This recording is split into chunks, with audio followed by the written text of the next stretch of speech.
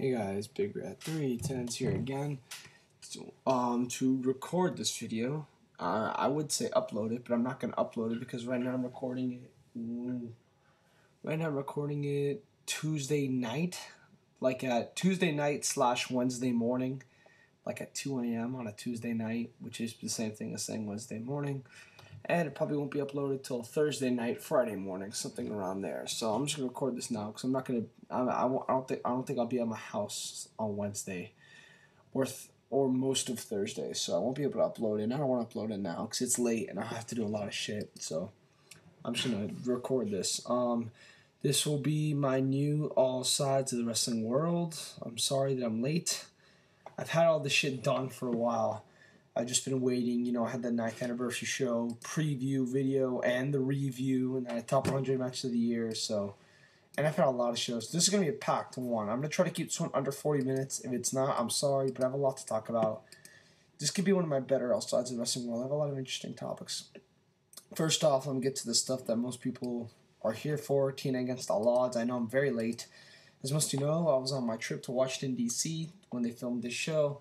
So I didn't get to see it. I saw it like a week ago, and I really enjoyed it. I'm not gonna lie. For a TNA throwaway pay-per-view, I thought it was really enjoyable. This is how the TNA throwaway pay-per-views need to be. Consistently good wrestling, good sports entertainment, some good segments, some good angle progression. Even the ratings might not be that high for some of those matches, but some matches I thought progressed the angles very well. And, with good angle progression, great segments, except for one, which I thought was shitty. Good matches, good, consistently solid wrestling. It just made for an enjoyable show. I really enjoyed the show. I wasn't looking forward to watching it, but once I finished, I was like, you know what? This show wasn't bad. I give it a 7, and in my book, a 7 is a good show. I thought this was a good show. Kazarian versus Robbie E. That was a pretty good opener. It was pretty short, but Kazarian's so good in his role, and Robbie E as well. I think that guy's underrated. He gets a lot of crap because technically he's not an X Division wrestler, and because he doesn't wrestle the X Division style, whatever that is. But I'm kidding. I get what people's complaints are. He doesn't wrestle that flashy offense. I don't want to say high spot, but something like, you guys know where I'm coming from, type of style. But he's still good in his character, and he still I feel is a decent wrestler. And he and Kazarian just had a good mix. I really like to see more of these two in the future. Beer Money and Scott Steiner versus Rob Tyrion, Gunner, and Murphy. Everybody thought this was be horrendous, but it turned out to be all right. Actually, I thought this match was just fine. Next, we get to the worst match of the night. So surprisingly, because this match was the main reason I wanted to watch this pay-per-view. More than Angle Jarrett, more than any other match. I thought this match would be the best match in the whole show. I thought it would be at least a good match, because I didn't have high expectations going into this card. But this match wasn't good. This was barely average. Samoa Joe versus the Pope. These guys don't have any good chemistry. I'm sorry. Yes, the match wasn't booked very well. It wasn't booked well at all. And it only went 8 minutes, and it made Joe look good, but it just further shows what they had with Pope a year ago, and how much they've ruined it over the past years. And these guys don't have good chemistry. I'm sorry, these guys didn't click well together. Maybe it's a styles clash. I don't know. This didn't work for me. I gave it 2 stars. I thought it was the worst match in the show. Now, it wasn't a bad match per se. It was just so disappointing for me because I was really looking forward to it. Because I thought these guys would do something special. But I guess the chemistry just wasn't there. It's neither guy's fault. It's just how it is. Rayne, Mickie James, I thought it was all right. Kind of slow, kind of sluggish. But I thought I liked it more than their last match at Genesis. And I thought it was fine. I gave it 2.25. People aren't fond of the finish because it seems like this Mickie James Tara feud won't end. What people don't realize is the Mickie James Tara feud was the best women's feud in mainstream wrestling since probably Awesome Kong Gail Kim from 2008. Yeah. So, yeah, maybe they could change the storyline a bit, but I really don't mind seeing Mickie James and Tara fight again. It's much better than seeing Madison Rayne defend the title, that's for sure. Matt Morgan and Hernandez, I thought this was a bad Impact segment. I really didn't like this. The crowd was dead for it. I thought Hernandez's promo sucked about all white meat heroes, a new Latin hero. And I'm Latin, and I didn't like this promo. I thought this was dragging. This did not need to be on the pay-per-view. They could have given more time to Actually, more time to Pope Joe probably wouldn't have been a good idea because these guys didn't mesh well. But even you could have given more time to that. You could have given more time to the opener, which was only like 7 minutes. You could have given more time to a lot of these matches. I just felt like a waste of time for me. So, yeah, I didn't like that. That was the one drag on the pay-per-view. RVD versus Matt Hardy. I thought this was a good match. So much better than the Genesis match. Just a lot better pace. Matt Hardy's in so much better shape. It looks like he lost like 15-something pounds. Good for him. He looked in a lot better shape. He was a lot better out there. He was more agile. He wasn't as sloppy. You know, he worked really well. And I really liked this match. I thought it was a good match. Yeah, definitely good match. Probably my third favorite match on the show. Now let's get the street fight. Bully Ray versus Devon and Devon's Kids. Now I gave it 2 stars because as a match there wasn't much there. The match was short. They didn't do much. Devon's Kids came into play, and I do agree with some people. I thought Devon's Kids were kind of inconsistent. Like, they would want to interfere and help their dad, then they wouldn't. That did hurt the match. But I didn't treat this as a match. Now, if you go by the angle, I thought the angle was tremendous. Like, amazing. This is why I like this feud. I've always liked this feud. Ever since their match with the Machine Guns at Turning Point, and they started the angle, I've always liked this feud. And this is one of the reasons why. These guys do such a good job. Apparently, Bully Ray's writing the angle himself, and props to him. I really enjoy the angle. Yeah, on Impact, they have screwed it up from time to time, but I think that on pay-per-view, when it counts, the past 2 pay-per-views, they've done it right, and that's what matters for me. And I thought this was an amazing segment with the stretcher job on the kids. Now, the match there wasn't much to it. It wasn't that much of a match. The match was only like 8 minutes long, 9 minutes long. So I'm only going to give the match 2 stars. I didn't like the Devon's Kids stuff. It wasn't for, if they booked the Devon's Kids interference better, this might have been 2.5. But as a whole segment, this left a big smile on my face. That's why I don't consider it a knock on the pay-per-view at all. Kurt Angle versus Jeff Jarrett. I thought this was really, really good. I think a lot of people are really underrating this match. I thought it was really entertaining, really fast-paced. Got the crowd was into it. A lot of great near falls. They told a good story. Sure, it wasn't the best Angle Jarrett match, but it was still a really, really good match. I really enjoyed the match. Match of the night for me, and definitely I think a match people are sleeping on. Next week, Anderson Hardy in the ladder match. This was a good ladder match. Actually, it was a little better than I thought it would be. They didn't do anything like insane.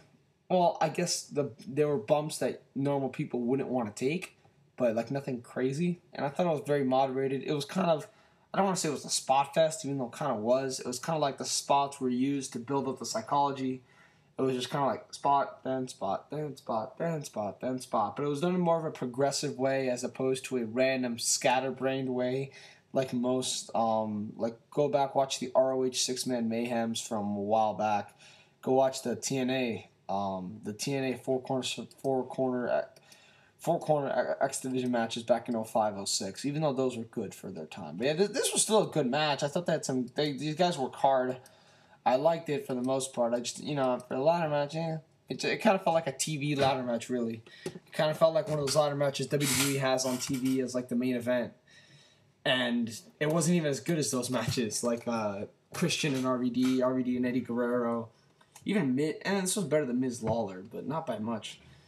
So, this felt more like a TV ladder match than a pay-per-view ladder match, but it was still a good match. So, I give the show 7. Yeah, I just really enjoyed it. They had 4 good matches, 1 really good. 4 good matches, one of them being really good, 1 great segment. 1 much better than I expected, 6-man tag. A little disappointing, Joe and Pope. A decent Rayne, Mickie James. It was one of Rayne's better matches. And an Impact segment I didn't like. But I liked a lot of stuff in this pay-per-view. I really enjoyed it. I'm giving it a 7. I don't care what people say. That's that. Next we get to the WCW pay-per-view. I know a lot of you have been wanting me to talk about this. This was a horrendous show. Oh my god, this sucked. Now, Super Brawl 97 I thought was a good show. They had a lot of good. They had a 6-man tag that I really liked. They had a good opener. Rey Mysterio and Prince Ikea had a good match. There was a lot of stuff to like on that show. On this show, this was horrendous. Horrendous. I gave this a 4.75, and I'll explain why, because I know the ratings might not dictate that. I will say this. The first 2 matches were both really good. Eddie Guerrero, Malenko, I thought was a lot of fun. Really good opener. Further showing how great chemistry these 2 guys have. And Ultimo and Dragon Psicosis was really good. I would go into more detail, but A, I saw this show like a month and a half ago, and B, you kind of know what you're getting with those 4 in a cruiserweight match in WCW in 1997, so I didn't really need to explain. Martial arts match, Glacier versus Mortis. This was all right, but barely. I mean, it was kind of clunky.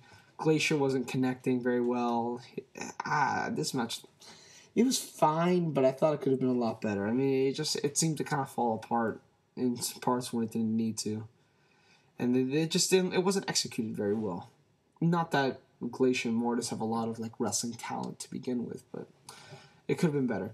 Buff Bagwell versus Scotty Riggs. This was a fucking horrendous match. I hated this match. I didn't enjoy this at all. It was bad. I think I added extra points because of a spot that Buff Bagwell did that I thought was kind of fun.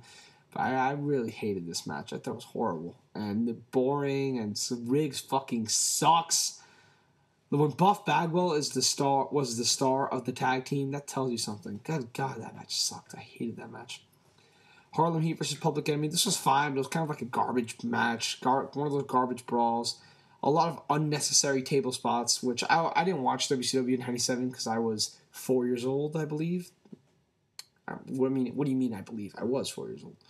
And, but like I was talking to True Slayer and C-Dude959 were telling me that they overdid this table stuff a lot. And by seeing just one match of theirs, and with just 2 table spots, I already thought the table wasn't really necessary. And I thought this match was fine, but it was kind of like a garbage match. Couldn't really take it seriously.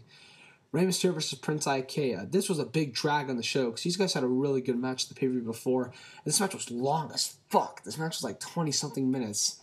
And it just dragged and dragged and dragged and dragged. And the booking wasn't very good. And the crowd didn't give a shit.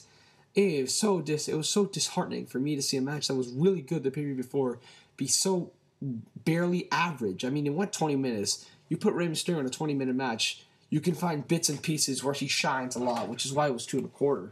I mean, but like really in a normal circumstance, this would probably be like a star and 3/4. But I think 2 1/4 is fair because there was a lot of parts. There were like these little 2-minute clips of the match that I would like, and then not like, then not like.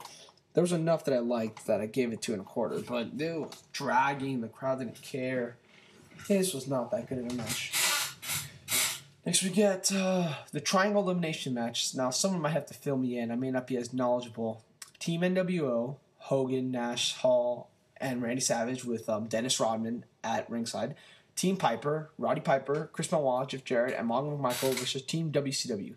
Luger, Giant, and it was supposed to be the Steiner brothers, but they did an angle where Nash and Hall accidentally caused the Steiners to get into a car accident, and Rick Steiner got seriously injured. And Scott, instead of looking for a partner, just wanted to stay with the 3 of them. This is an over-the-top rope match, Royal Rumble style. One person comes out, then another person comes out, then another person comes out. It comes like that, Royal Rumble style. You throw people over the top rope. It's not how is this a main event? I mean, really, it's fucking throwing a fucking battle royal is the main event of a pay-per-view. Why? It was average. It wasn't even that entertaining. Like Royal Rumble's ECA's. The WWE Royal Rumble, the reason why it's so successful, they have a lot of storyline progression. They have some surprises. They make the Rumble interesting. It's not just a bunch of guys fighting for a fucking hour. They put in stuff here and there, memorable spots to make it entertaining. This was really just guys fighting, throwing each other over the top rope, and I didn't like it at all. I forget what each person got. I think Team Piper got Hogan in a cage. If Piper won, if WCW won, NWO lost all their belts and had to leave WCW or something like that. And if NWO won, which I'm trying to remember what the hell they won if they won, and they did win. Sorry to spoil it. It's not like just a current show that a lot of you guys are gonna watch. Basically, all the guys were eliminated except the remaining every member of the NWO and Lex Luger. Lex Luger eliminated all of them, and all he had left was Hogan, and he even made Hogan submit, I believe. But I forget what it was. Did you have to win by pinfall if there was 2 people left? I don't think so. But Luger was just Luger and Hogan. Luger had Hogan beat, but I think Rodman distracted the referee, or Kevin Nash distracted the referee, and Rodman threw like in a spray can, and Hogan used it on Luger and got rid of him, and Team NWO won. But it just how was that a main event? I mean, really, I didn't get it, and I didn't like the match at all. I gave it not at all. when Benoit was in there with Mongo, that some of that stuff was fine, but really the match could have been so much better because I didn't enjoy it that much. And for a main event, I didn't think it was a very good main event, so I gave it 2.25. So yeah, 4.75. I know there's not a lot of bad matches, even though there is one pretty shitty match, but like, you know, just the double main event. I don't want to consider it the double main event, but the last two matches went really long, were really dragging. Both were booked very poorly, didn't need to be there, and were a real downer on the show. Glacier Mortis wasn't executed very well, and while there were two good matches, I'm afraid I still have to give this a horrible rating because there wasn't a lot there. I mean, come on, there's just a lot of bad. So unfortunately, that's why I'm going to have to stick with my rating of 4.75. I know it seems a little harsh, but like nothing was really enjoyable. Even like the besides the first two matches, the rest kind of just dragged down the show. The main event really does hurt it. When the main event took out a good portion of the show, just with promos, everything. That took out more than half the show alone. And it was such a letdown. So I'm giving it a terrible rating. Sorry. Final Battle, the review. I never officially reviewed the show. I thought it was a great show. Awesome show. I still thought, even not live, I still thought it was better than Supercard of Honor. I just really enjoyed the show on DVD. There were some matches that I thought were better on DVD. There were some matches I thought were better live. But I still thought it was a great show. It's very interesting to see a Ring of Honor show that you attended live. And I never thought I'd be able to say that, honestly. All Night Express vs. Cole and O'Reilly.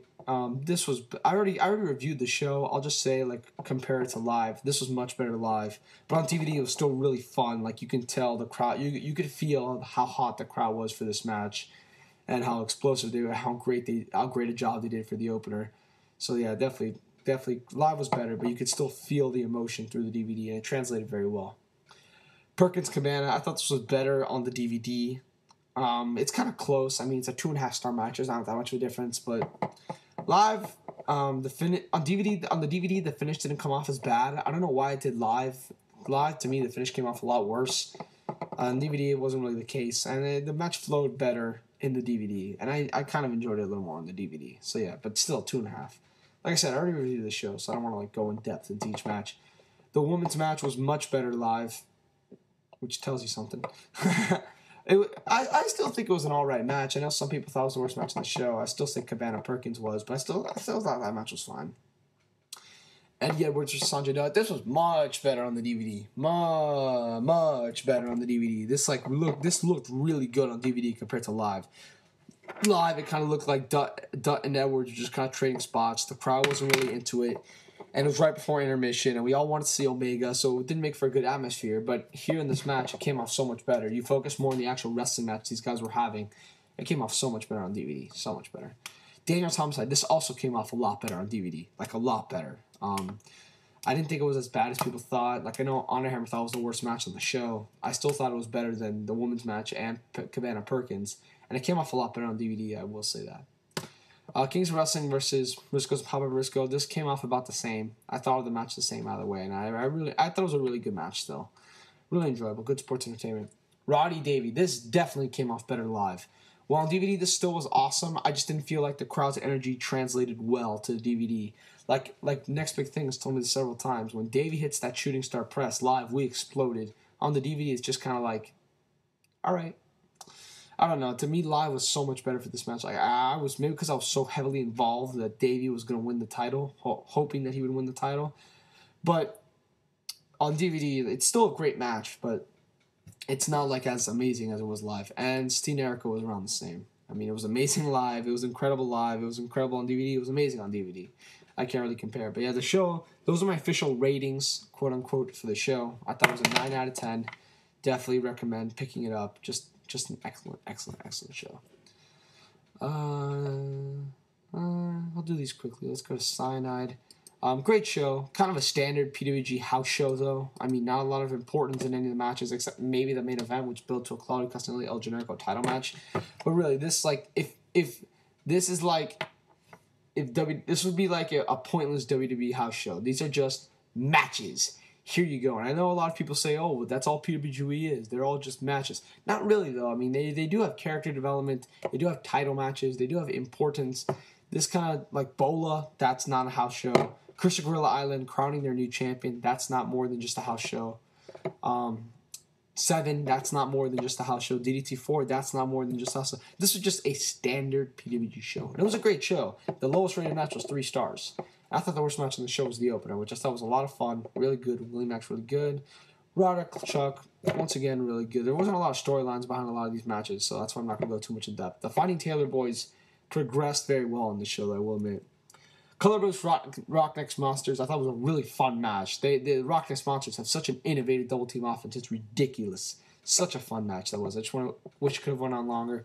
Joey Ryan debuted the new technical wizard gimmick with Brandon Gatson, and it worked out really well. Definitely, it's a change that needed to happen, seeing the reaction he got at Bola. The Fighting Taylor boys for Young Bucks, just a standard, really good Young Bucks match. The main event was really good, but I thought it could have been a lot better. I don't know. I was kind of disappointed with it. I thought this match would be a little more special. It wasn't really. It just kind of was a really good match. And El Generico, I think it was Paul London and El Generico that pinned Chris Hero, and then they got the title match. Kevin Steen versus Akira Tozawa. This was great. This was great. So glad to see Kevin Steen in PWG. He really does belong there.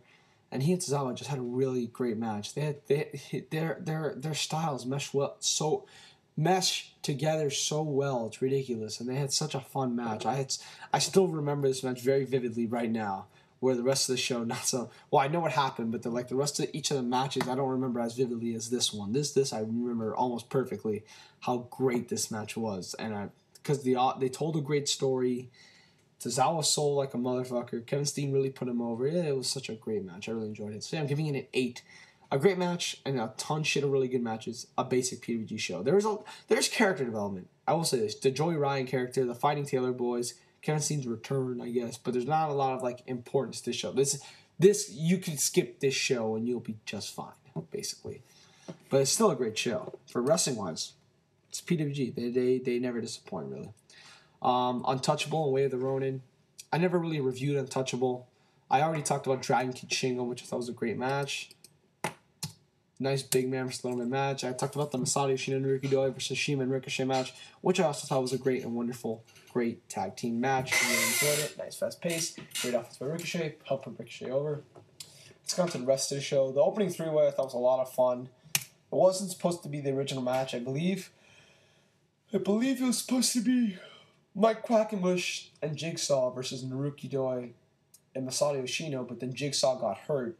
So instead, they just replaced Quack and Jig with Shima and Ricochet, which is kind of a shame because that was kind of the end of Quack and Jig and Dragon USA. They haven't really had another tag match since then. They haven't been able to show themselves off, and it's kind of disappointing. So I believe it was supposed to be either supposed to be BB Hulk and Akira Tozawa or BB Hulk, Akira Tozawa, Gran Akuma or something. But Quackenbush was thrown in the mix, and they had a really fun match, really enjoyable. Brody the Soul Touchers, he just murdered them. It was a good segment. Jimmy Jacobs with Jon Moxley. I agree with Instaclassic G1. I personally think this is the best match in the whole feud. Just great stuff, great action, great violence. They told a great story. I put this in my number 3 feud of the year for the Wrestling Observer, behind Kevin Steen, El Generico, and I don't think I put the BDK. I think I might have put the BDK Chikar down, but I think I also might have realized that I didn't think it wouldn't get many votes. I forget. It was either I did put it down or I didn't. That Kevin Steen, El Generico, and then I put this in number 3, just because I felt the storylines were really well developed, and they were kind of the main storyline on Dragon Gate USA besides the faction warfare stuff. Yeah, really good match. Great stuff from these guys. Chuck Taylor, Strick Nero, Johnny Gargano versus Rich Swann. If you've seen any Dragon Gate USA 4-way, you've seen them all. This is great. Not great. Fun spot fest. 3 1/4. Brian Danielson versus Yamato. This match was awesome. I love this match. 4 1/4 stars. I actually personally think it's one of the only Yamato match that I liked more than this was his match with Masaki Mochizuki. But this match was tremendous. I really thought this was a great and wonderful match. Danielson had a lot of great offense with Yamato. He sold really well. They told a great story. Everything about that match was just awesome. 4 1/4 stars. Go check it out now. And the O'Reilly Eric Kenneth, that was a decent little match. So yeah, give that show a 9. 2 amazing matches, 3 great matches in total. Almost 4 great matches, depending on how much you like Jacobs Moxley. A really good opener. This is an easy 9. In fact, I might actually go 9.25. That's how much I liked it. I thought it was a tremendous show. I liked it more than first Enter the Dragon. I think it's personally the 3rd best Dragon Gate show ever, behind Enter the Dragon and Untouchable of 2009. And even Untouchable of 2009, that's kind of pushing it. But actually, yeah, I would say this is still the third best Dragon Gate USA show ever. Definitely buy it. Definitely check it out. It's such a great, awesome show. So then we get to Wave and Ronin. Another great show. Not as great, but still great. Chuck Taylor versus Shima. They had a fun little opener, which I gave 3 1/4. And Drake Younger joining again had another fun match, which I gave 3. Dragon Gate 6-Way. You've seen them. You've seen one Dragon Gate 6-Way. You've seen them all. I don't know what much to say. 3 stars for that. Dragon Kid versus Eric Cannon. These guys had a really fun match. Another big man versus little man match, but it was different. Eric Cannon's offense is a lot different than Shingo's offense, and they meshed really well together here. Eric Cannon, like whenever he would go for like his, I don't know what it's called. I should know what it's called. The suplex onto the top rope, and then he spins into a neck breaker or something. That move, like Dragon Kid reversed out of it like 3 times, and it was really cool. I just wish you guys had more time. They only went like 10 minutes, but the time they were giving out was fine. Granite Kama Ricochet, I thought it was a fine match. You know, just not too long. Maybe they could have done a little more, but whatever. Then a match that I'm not as high on as most people, Bryan Danielson, Jon Moxley. I thought this was really good, but I don't know. I just didn't see the magic in this match like most people did. I thought it was really good, but I personally thought it's Danielson's worst match I've seen all year, except maybe his match with Eddie Kingston. But actually, yeah, he was worse than this. His Eddie Kingston match was worse than this, but still, this was really good. And I love how they actually created a feud out of this. Seeing as how Danielson's only been on one other Dragon Gate show, but they built it through promos on the internet that Moxley cut. Danielson and him had their little encounter at Enter the Dragon. They had their encounter at Untouchable. They really made you feel like Danielson even cut a promo on Untouchable how he's going to fight Moxley. They made you feel like this was a feud. And when Danielson got to the ring, they really started brawling. They really made it seem like these guys had been feuding for like 6 months, which is really great. But I just thought the match quality, there wasn't that much there. I still thought it was a really, really good match, but I just didn't think it was like very great. You know, that's just me. The main event, I personally think, is the second best Dragon Gate USA match of the year. World 1 versus Kamikaze USA, with Shingo, Yamato, and Tozawa versus Doi, Yoshino, and Hulk. This was just an awesome match. It was everything that the Phoenix match was, minus the shitty ending and with Akira Tozawa. So, yeah, that's how awesome it was. I don't think this was better than Danielson Shingo, though, but I still thought this was a tremendously done match. Tremendous. I really loved it. 4.5 stars, easily one of the best Dragon Gate 6 fans I've seen in a long while. Aeroform versus Your Gravity was the bonus match. It was alright, kind of botchy. So yeah, Way of the Ronin I'd give an 8.25. I still thought it was great. They have a lot of good matches. One awesome match that you need to check out, and one really good match. But nothing. It's a great show, but it's not as stacked card top to bottom like Untouchable is. I mean, it has a lot of good matches, but it doesn't have a lot of great matches like Untouchable did. But yeah, definitely, he's still though an 8.25. Definitely a great show. Definitely recommend it. Finally, we have the YouShoot with the Iron Sheik. I thought this was really, really good. I thought it was funny. A little disappointed though. I thought there were parts of it that I thought could have been improved, but the parts that I expected to be good were good, and the parts that I expected to be bad were all right. So, yeah, there could have been improvements, but I still thought it was very good. Shiki still has a lot of stories to tell, and there's a lot of comedy involved in it. There's not just, if you're buying this for information on the biography of, Iron Sheik's famous wrestling angles, don't. It's mostly about drugs and hookers and there's a lot of WWF stuff. But I enjoyed it. Sheik is a funny guy to watch. It's a fun interview to watch. Wrestle Bunny, actually, the video that she made that got so popular about how she wanted Iron Sheik to humble her, actually does show up on this YouShoot. Yes, if you want to hear Iron Sheik's response, go buy this now. But yeah, really good. I give it my recommendation. I didn't think it was as good as the YouShoot with the Honky Tonk Man or with Sean Waltman or with the first Jim Cornette. But I still thought it was really, really good. Very good shoot interview. I really enjoyed it. So yeah, that's my Outsides of the Wrestling World. Wow, good time today. Really good shoot interview. Great Way of the Ronin. Awesome Untouchable. Great Cyanide. Awesome Final Battle. Good TNA Against All Odds. One of the better TNA pay-per-views in a while. And terrible Uncensored 97. Alright, so guys, that's it for me. Hopefully I'll get this video out by Thursday or Friday. I'm Big Bad 310. I'm out, guys. See ya.